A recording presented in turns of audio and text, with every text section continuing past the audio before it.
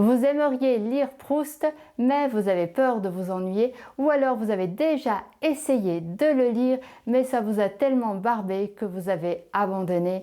Restez avec moi, je vais vous révéler le secret qui va faire que vous allez adorer Proust.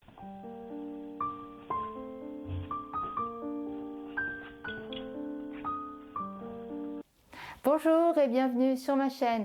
Aujourd'hui, nous allons pénétrer dans l'univers très particulier de Marcel Proust.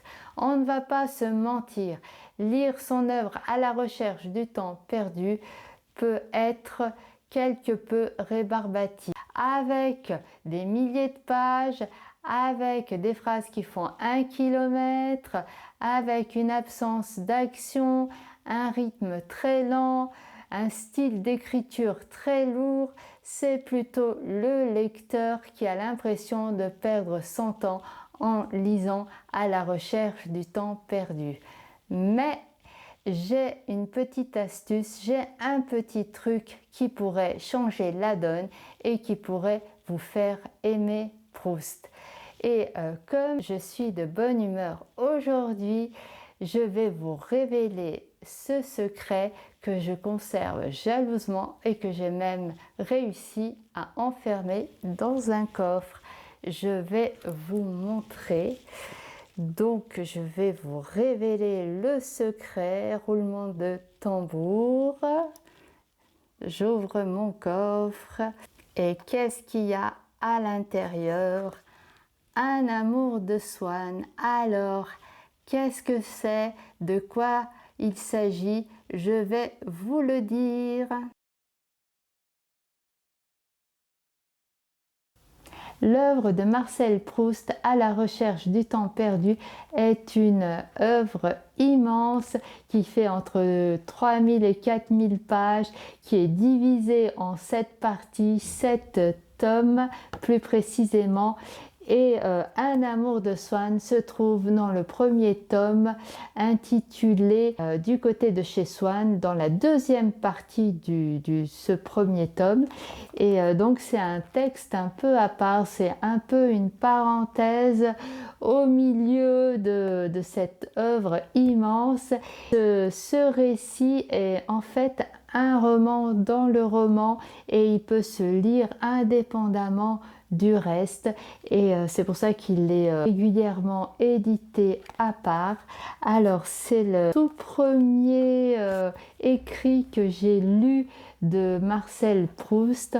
En fait, ça fait il y a plus de 30 ans. À l'époque, j'avais 20 ans et je voulais absolument lire À la recherche du temps perdu, et je m'étais retrouvée dans une petite librairie. Il y avait tous les tomes devant moi, et dans un petit coin il y avait Un amour de Swann, et je ne sais pas pourquoi je me suis jetée sur Un amour de Swann, et ensuite je l'ai lu et j'ai été transportée. Pour moi, ça a été un récit fabuleux. Je l'ai apprécié tant sur le fond que sur la forme. Et j'ai tellement aimé ce roman que ensuite je me suis précipitée sur le premier tome, le début donc du côté de chez Swann, le tome 1. Et là, ça a été la déception. J'ai détesté, j'ai pas du tout aimé, j'ai pas du tout accroché. Et donc, suite à cette déception, j'ai quand même essayé de lire le tome 2 qui est À l'ombre des jeunes filles en fleurs. Et là, pareil, déception, j'ai pas du tout aimé. Et du coup, je suis restée sur Un amour de Swann. Et ce n'est que récemment que j'ai repensé à ce récit-là, et j'ai voulu le redire, et là ça a été ma Madeleine de Proust. Alors, l'intérêt de lire Un amour de Swann réside en premier lieu dans son style d'écriture. Ici, Proust offre au récit une structure narrative classique avec un début, un milieu et une fin. Et contrairement au reste de son œuvre, l'écriture est fluide. La plume est nerveuse et il écrit à la troisième personne. Mais ça reste du Proust, et donc on y trouve des longues phrases comme à l'accoutumée, Mais l'avantage ici, c'est que ces longues phrases ne donnent pas l'impression de tourner sur elles-mêmes, car Proust ici ne s'égare pas dans des considérations philosophiques à ne plus en finir. Ici, il réussit à donner au texte un élan romanesque et même à y injecter une part de tension dramatique et du suspense. Le récit lui-même est captivant. Alors, de quoi parle-t-il? Pour ce qui est du récit, le texte nous relate un épisode de la vie de Swann. Swann est un ami de la famille du narrateur et l'action se situe un peu avant la naissance de celui-ci, c'est-à-dire à la fin du 19e siècle. Donc on a un personnage Swann qui est un dandy qui adore l'art et l'esthétisme et il va rencontrer une femme, Odette de Crécy. Mais cette femme ne va pas du tout être à son goût. Le texte nous dit qu'il va même ressentir de la répulsion. Donc cette Odette, de prime abord, ne lui plaît pas du tout. Mais un jour, il va remarquer qu'en fait, elle ressemble à une peinture de Botticelli. Et à partir de là, il va s'intéresser à elle. Alors, je vais vous montrer à l'écran cette peinture parce que c'est une peinture qui existe. C'est une œuvre qui se trouve dans la chapelle Sixtine. Il s'agit d'un personnage d'une fresque concernant Moïse et le personnage représente Séphora, la fille de Jéthro.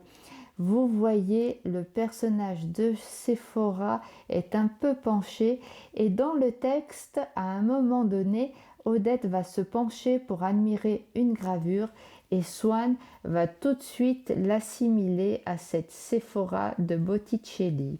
À partir de là, il va nourrir une véritable passion pour cette Odette et il va aussi l'associer à une musique qu'il adore, la petite musique de Vinteuil.